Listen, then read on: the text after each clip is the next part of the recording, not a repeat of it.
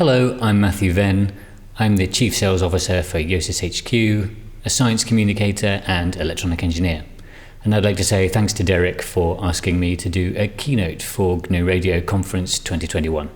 So let's get started by talking about who we are at YosysHQ. YosysHQ is the place for open source EDA. We do synthesis, place and route, and verification. We create and maintain Yosys, NextPNR, and related tools. We want to increase access to state-of-the-art EDA design and formal verification tools. We have an open source version and a paid-for version that adds System Verilog, VHDL, and System Verilog assertions language support. Feel free to get in touch with me if you want a demo. We also offer support and do custom projects if you need any of the tools extending.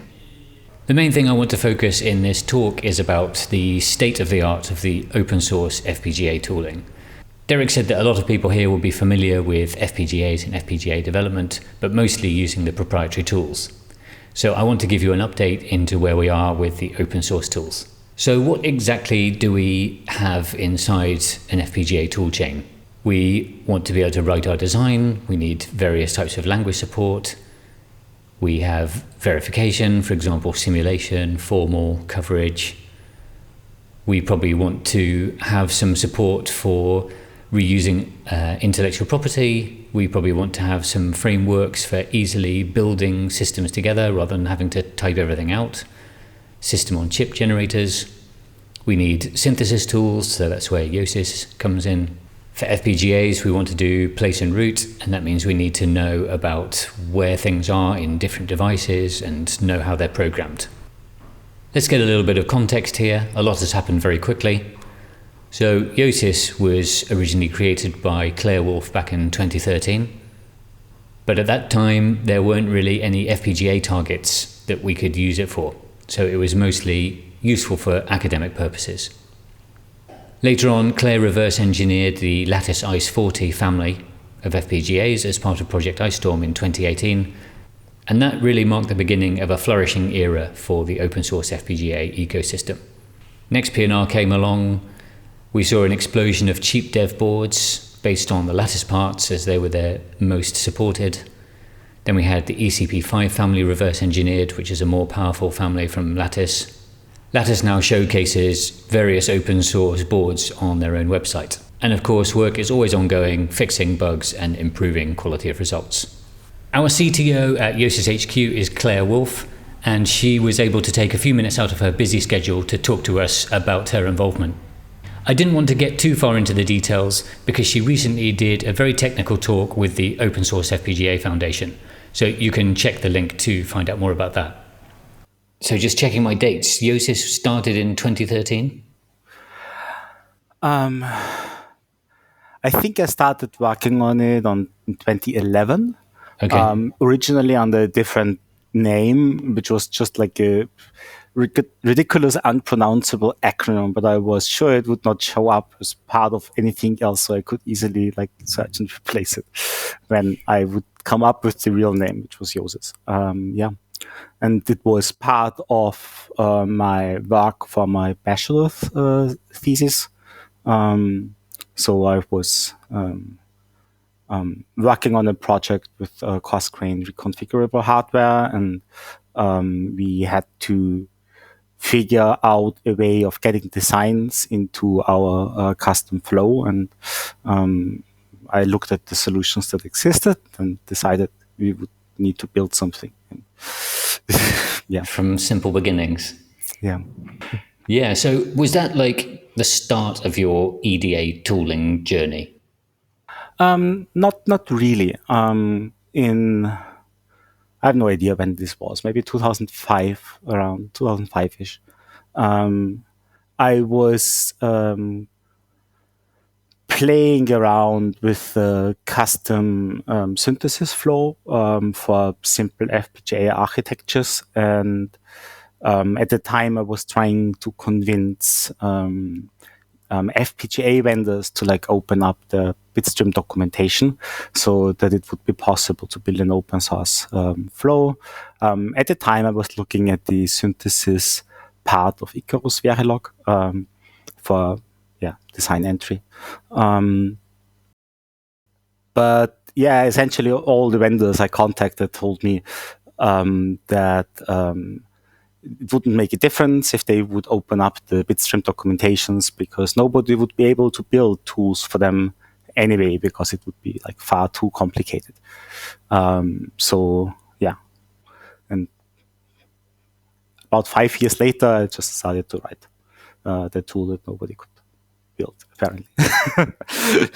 And you've continued on that stint now, so EDA tooling is kind of your main interest now, is that right? Yeah. I mean, it's a broad field, right? So we do a lot of stuff with formal verification. So with this comes like constraint solving and SAT and SMT and all that kind of stuff. And then a lot of other software engineering problems that are like interesting things to dive in on their own right? So, but it all like ties together to this EDA universe. So then let's just jump to Pico RV32, which I know isn't your favorite subject. Yeah. Did you ever expect to see that on so many taped out microchips synthesized using your own synthesis tool? Oh God, no.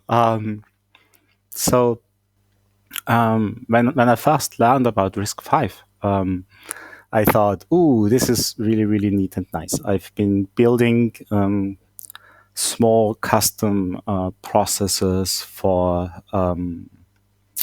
various system management tasks at my day job at the time. And usually building such a small processor is relatively easy and straightforward, but building the software tool chain that supports it is like a lot of work. So I was pretty excited about RISC-V, primarily because it meant that there was an existing tool chain and I only would need to build the processor. And more or less just to like get to know the ISA a bit, I decided to write a small processor. My design goals at the time, because in my day job I was working with the Xilinx tools to optimize it for that. And my optimization goals were only area and frequency, but not performance. So it's a horrible design. I'm so embarrassed that like I I wrote really nice like compute accelerators that nobody will ever see because they're like part of that commercial endeavor. But that this is the piece of HDL code that I wrote that is like most popular is a little bit embarrassing. But I think it also shows that people have different priorities, and sometimes it's easy to optimize for priorities that don't actually fit the needs of a lot of people, just because it's, for example, it's a much nicer and cleaner engineering problem to build like a pipelined and superscalar processor. But when you have something like RISC-V, where different people can try out different things, then sometimes someone hits a nerve, and we would not have a solution that would sit in this specific corner of the design space if there would not be this freedom to just experiment with stuff. So the last question I've got for you is, as the CTO of YosysHQ, what's on your roadmap for the future? We accumulated a lot of technical debt in the last decade, which I still think was necessary because we needed something that works end to end in order to get this movement started and get people involved. All of this is much easier if you have something that's already useful and that works for at least some applications. And then we've just built on that and extended it. And now we are at a point where there are certain things that we would want to support much better in our tools, but the architecture that is now 10 years old and has accumulated a lot of technical debt is not really fit for the purpose. So with YosysHQ, we hope that we will be able to get the resources and the time to be able to refactor those parts that need refactoring in order to push forward. And so I think this is something where maybe in the next 2 years or so, we will hopefully be able to release a couple of very, very interesting new things. Cool. Well, thanks very much for making time to talk with me, Claire. Yeah, you're welcome. What kind of technical talk would be complete without a demo? So instead of doing the normal Blinky demo, I decided to do a RISC-V Blinky demo, as that would push things a little bit further and also showcases just how quick the tools are in doing these kinds of designs. And for this demo, I'm happy to show off my own FPGA dev board that I built around the Lattice ECP5 part. I'll start off by cleaning everything up, and then we'll run the flow with a makefile. And this starts off with Yosys doing the synthesis. Let's take a look at the stats of this demo and the final results. So it's using the 45K ECP5 on my dev board. That's registered OSHW. We're using the Pico RV32 RISC-V CPU by Clair Wolf with some wishbone LEDs and a serial terminal, reading firmware from flash. The firmware is compiled with GCC. The bit stream is ready in 45 seconds, so that's synthesis and place and route. In this case, the programming is a bit slow. We get an Fmax of 56 megahertz using 20% of the available logic elements. And this ECP5 has 72 hard multiply accumulates, so it could be a good target for radio applications. Copy it over to the Raspberry Pi.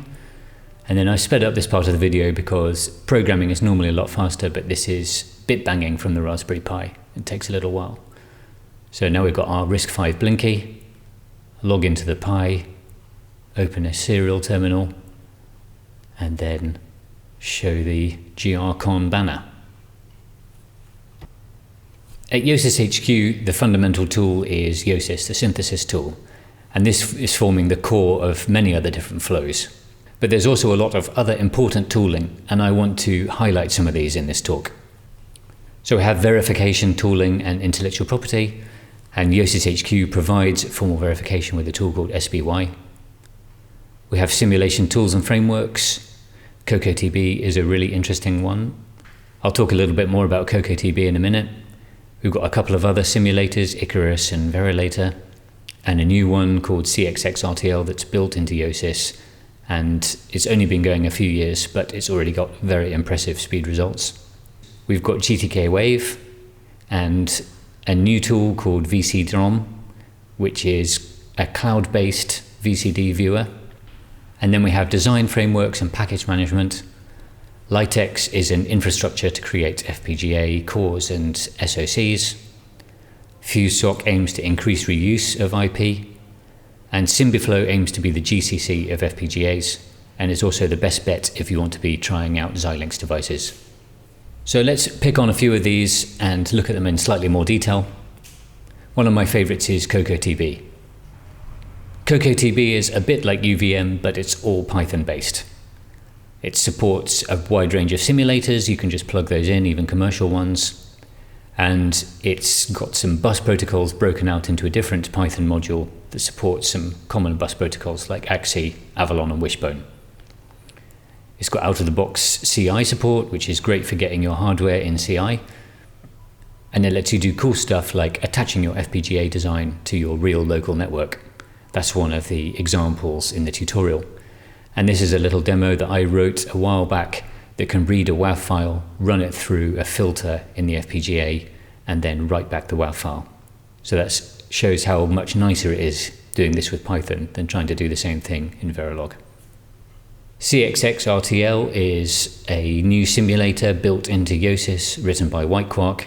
It's fairly similar to Verilator in that you have a single C++ include file that you then compile and you can run your design. Performance keeps on improving. Definitely one to keep an eye on. Litex is a system-on-chip builder. It lets you easily build things like bridges, PCI connectors, connecting to various types of other hardware. And there's been some very impressive projects put together with this. Florence, the maintainer, is building FPGA SDR systems for his clients.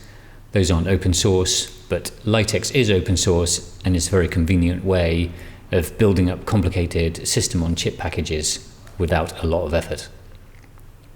Most of the demos running Linux on FPGAs using the open source Toolchain have been built with Litex. So now let's take a look at some example projects that leverage the power of the open source tools and see what people build with them. I'll kick off with Eric Brombauer's SDR. This is a fairly old project, but it's one of the few that I've seen that actually implement the whole SDR on the FPGA. Sylvain TNT Munot has shown just how much you can squeeze onto these small devices by porting Doom to an UP5K FPGA, and also put together a great video if you want to find out the subtleties of how you can do this kind of thing. Esden at 1Bit2 has been working with the Glasgow community. Glasgow is a development board designed by WhiteQuark, and it's a digital interface explorer, recently funded on crowd supply. The thing that I find most impressive about Glasgow is how you can install all the tooling extremely easily and quickly, and then you load on your different types of applets which provide the functionality, and those are synthesized as you need them. So this is a great example of doing something that would be much harder to do with the proprietary tools, where even just starting the tools can take 10 minutes. With this, you can choose the interface that you want, synthesize it, build a bit stream, and load it on all within seconds. I asked around for examples of SDR projects using the open source tooling, and Mike Walters, working with Great Scott Gadgets, has done some interesting integration with GNURadio, targeting Luna, a development board for analyzing and hacking USB devices. Another SDR project, this one uses the ICE40, fits on top of a Raspberry Pi Zero, and gives you an SDR. So how do the open source tools hold up against the competition? It's a good question, and the Symbioflow team have a good tool that is tracking the different performances of the different combinations of tool chains and boards. And this one is showing a simple RISC-V core called Pico RV32, written by Clair Wolf a few years back. So I encourage you to take a closer look at these graphs if you want to find out more. One thing to note is that the ICE40 is a fairly low-powered FPGA, so most of those lines at the bottom there are on ICE40, and then the lines at the top are running on more powerful Xilinx faster FPGAs. I wanted to get the insights from one of the key open source FPGA developers, and luckily for us, Gatecat was willing to share their thoughts. I started off by asking their opinion on the suitability of the open source FPGA tools for the types of applications we'll see for GNU Radio. Also, just to note that their video drops out after a few minutes. One of your comments was that you think that a lot of the GNU Radio stuff is too big for NextPNR. Could you explain a bit what you mean by that? Yeah, so I've heard, I mean, admittedly, it's not actually something I've looked into very much, but from talking to people about it, I've heard some of the projects, particularly the more complex stuff like RF-NOC. We're talking about things like 300, 400K LUT, Kintex 7s that are being pushed to the limit. And even though there are theoretical pathways to play with those devices in NextPNR, they're currently highly experimental. The fact that Vivado is being pushed to its limit with those kind of designs makes me think that NextPNR really is going to struggle, because NextPNR on those sort of size devices is still very experimental. One of my big ongoing projects is to improve performance. For example, making the placer take rootability into account, so it places the designs in ways that are easier to root, because otherwise when you start getting big complex designs like that, it will appear to place them successfully, but then it won't be able to root them. So yeah, partly just that NextPNR simply hasn't been very well tested on such scale designs, because the most stable complete flow has been for the ECP5, and that's also the large device that NextPNR has been tested on most. It hasn't really been tested on devices beyond that scale very much. And as you mentioned before, the biggest in the ECP5 family was 85,000 logic elements. That's right. Yeah. So you've also been doing some work on the Xilinx Open FPGA tooling as well. Is that called RapidWrite? So RapidWrite is a project by Xilinx themselves, in fact, to provide a more open interface to their toolchains. Now, the important downside you have to be aware of that is that it does mean you still need to use Vivado to do bitstream generation. Of course, the advantage of that, if you're working with some big expensive FPGAs, Vivado will also do a bunch of design rule checks. So if you go through RapidWrite, you're also guaranteed that you're not going to get a bad bitstream that could potentially damage your FPGA, although the chances of that happening are still fairly low. I can certainly understand people are much more worried about that with a multi-thousand-pound FPGA than with a £100 FPGA. Yeah. Have you ever damaged an FPGA with a bad bitstream? No. It's one of those things that there's a lot of mythology about, but in practice, it's much harder to achieve than you might think. I know, I think at least one person has managed to do it on purpose, but that was very much a deliberate thing rather than something that happened accidentally. Litex sounds like it's going to be like quite a crucial component in this whole flow. Certainly, it does seem like the best source of getting these large complex IP cores. So I think Litex provides PCI Express, DDR memory, including DDR4, and I believe there's also a JESD 204B core, which is very useful when you've got fast DACs and ADCs that you need to interface.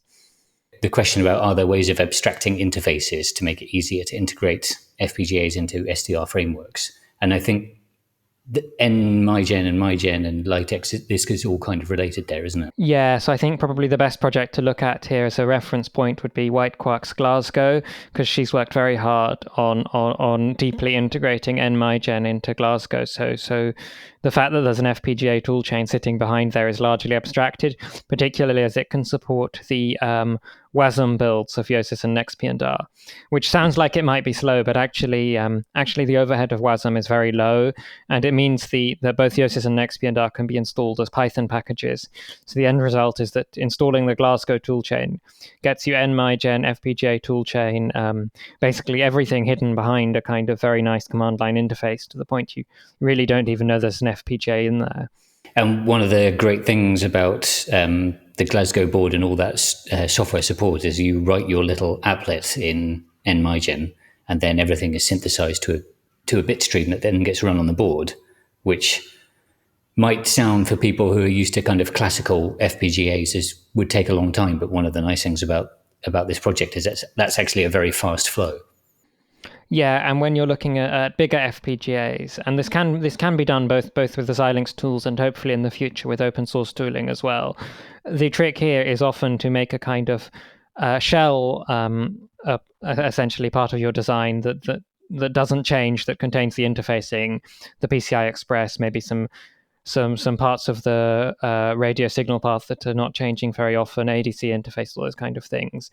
And then the part of logic that you replace is just the blocks that you want to replace using partial reconfiguration. So you don't have to do a full design rebuild every time things change. You can just reload that part of the device. And this is definitely something I want to experiment with, because it's also one of the ways of making open source tooling more approachable on large FPGAs. So yeah, targeting a region of some large ultra-scale FPGAs is on my to-do list.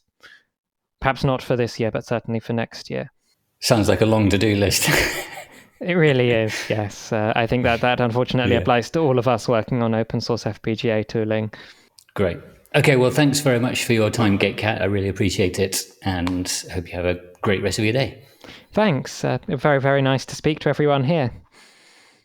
To get a better understanding of the pros and cons of the open source FPGA tools from a developer's perspective, I was lucky to be able to speak with TNT, who did the Doom example, and we had a little chat about his experience.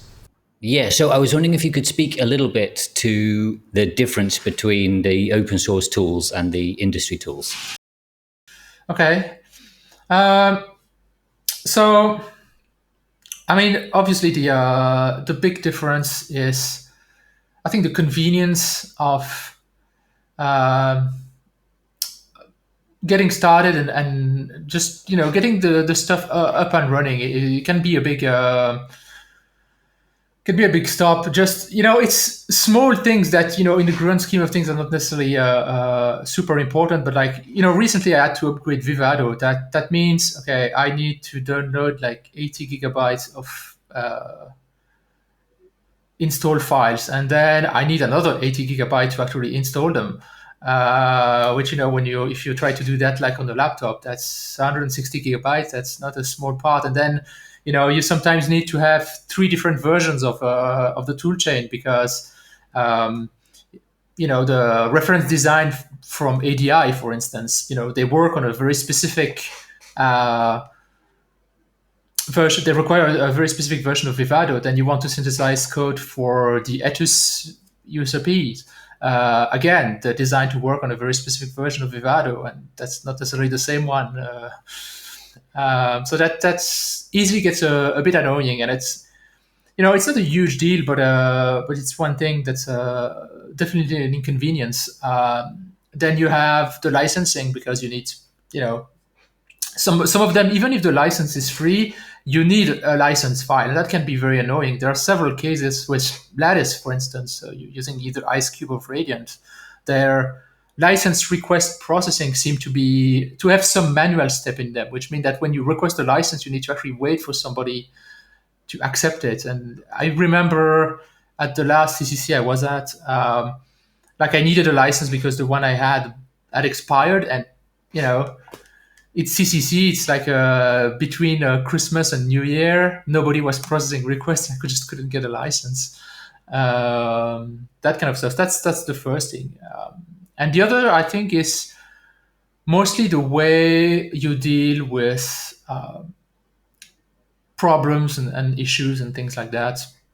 There's actually something that happened very recently. That is a very similar case that happened both with a closed toolchain and with the open toolchain. So like with the open toolchain, I was trying to update the design of the Academy badge and run it on the recent toolchain, right? And I ran into a synthesis issue, like a synthesis bug. That doesn't happen often, but sometimes what the toolchain produces as a bit file is doesn't actually implement the logic that you described in your Verilog, right? And it took me some time to trace that back to the actual problem that one turned out to be in Yosys itself. It happened in like very specific set of circumstances, but I was able to dig pretty far into isolating the problem, submitting it to GitHub in this case, and I think like in less than 24 hours after I fully described the problem, that was solved, and I was able to update Yosys and be fixed. And something very similar on even the same platform. That was on Ice40. The Academy batch was ECP5, and then I had a problem. I was porting a design from IceCube 2 to Radiant, the new Lattice tool. And again, like the design wasn't working. It worked fine in IceCube 2. I ported it to Radiant, and it doesn't work on hardware. And after several days of tracking it down, I finally managed to isolate it to an actual synthesis bug as well. Like the logic that I described in Verilog got part of the state machine got optimized out, which it shouldn't have been. And just first reporting the issue is like Lattice as a tech service request, I think it's called, but you need an account on Lattice. That account needs to be verified. For some reason, every time I create an account, it gets deactivated after some time, and I need to create a new one. So now I think I have like 5 accounts with Lattice.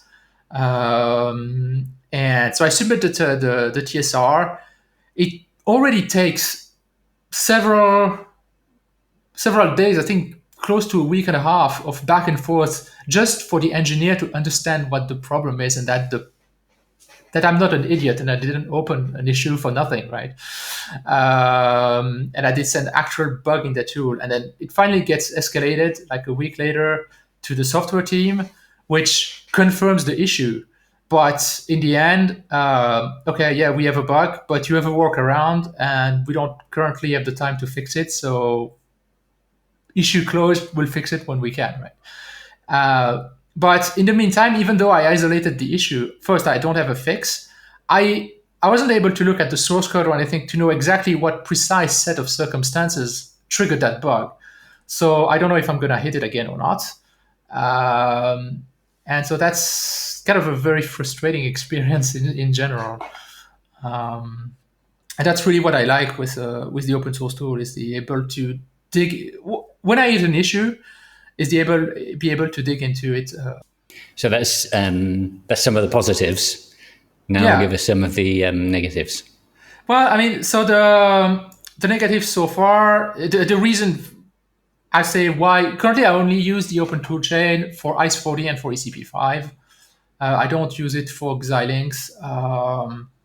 Some of the negative, the one I hit the most often is the lack of I/O timing analysis, because that's something that exists on ICE40, exists in ECP5, is that the toolchain doesn't provide you, when you want to get signal in and off the chips, right, you have to obey the setup and hold times of the flip-flops that your signal is coming out of. And so you have the clock to out for your outputs, and you have the setup and hold time requirements for your inputs. Currently, that just doesn't exist in XPNR at all. So the way I basically work around that is that every time I have critical timings, I use the I/O registers, which provides me with deterministic timing, meaning that they're kind of always the same. And so I extracted them once from IceCube, and I have them on a text file, and I just basically use that and do the timing on paper, the timing analysis myself on paper every time I need to do it, basically. And the other limitation is kind of related, because it's also in timing analysis that you can't, like, advanced constraining is not possible at the moment. So you don't have things like multi-cycle constraint, tell the tool, okay, this signal isn't going to change, is only going to change once every 2 cycles. So you actually have 2 clock period for that particular path. Or, okay, this signal that goes from that clock domain to that clock domain, I want to have a min or max delay constraint when you do cross-clock stuff. In theory, you should constrain that to make sure that, for instance, it doesn't take more than 1 cycle of difference or that kind of stuff. I think that's the biggest limitation I encounter in the ECP5 and ICE40 tool chains. Okay, well, thanks so much for your time, TNT. Sure, no problem. One of the great things about the open source tools is the community that's come up around them. And here I've collected some links for you to get started if you want to find out more. So what should you do if you want to give this a go and try it out? You should buy one of these recommended FPGA boards. I really like the Icebreaker. Esden over at 1-Bit Squared has done a great job with supporting and building the community, and his forum over at the Discord is a really fantastic resource full of great people. Orange Crab by Greg Davil is a very powerful board that you can run Linux on. And Black Ice is a nice offering from Folknology over in the UK, also with the Lattice FPGAs. Once you've got your FPGA, then to get started with Yosys and the open source CAD suite, you can download a Targi zip and just unzip this and run it. If you want to check out Xilinx support, then you'll need to use Symbian. So where are we going in the future? Let's take a look. Quality of results is improving, and we continue to squash more bugs even faster. More devices are being supported, and the ecosystem of tools and IP continues to grow. We also have a new foundation formed recently, the Open Source FPGA Foundation, and they are aiming to build new open source FPGAs from the ground up. And talking of building chips, we also have open source ASIC tooling now. So last year, the first open source PDK was released, and that gives us access to building completely open source chips from the ground up. So to conclude the presentation, let's take a little bit of a deeper look at the world of open source ASIC tooling. There's now an open source ASIC flow called OpenLane. To get the whole story, you should check out the FOSSI Dial-Up series of videos that was started by Tim Ansell, who's done a lot of work pushing both the FPGA and ASIC open source tooling. Google has sponsored 6 free shuttles. That's right, so if you make a open source design via eFabless, then you've got a chance of getting your ASIC fabricated free of charge. It's on 130 nanometers, working with the Skywater foundry based in the States, and you'd get 10 square millimeters. The next opportunity to do this is end of October for MPW3. And eFabless also offer the same thing for $10,000, and you get 300 chips instead of 50. So let's take a quick look at some examples of what people have been doing with this. Probably the most interesting for this audience is going to be Thomas Parry's satellite transceiver. I interviewed him over on my 0 to ASIC course YouTube channel, so you can get more info there. But he's building PLLs, ADCs, DACs, low noise amplifiers, transceivers, all open source and built on this 130 nanometer process. Another great initiative is the fabulous FPGA framework. This is being taped out on MPW2 and includes a practical example of 2 RISC-V cores with some FPGA fabric sandwiched in between. It's parametric and it's already supported by Yosys and NextPNR.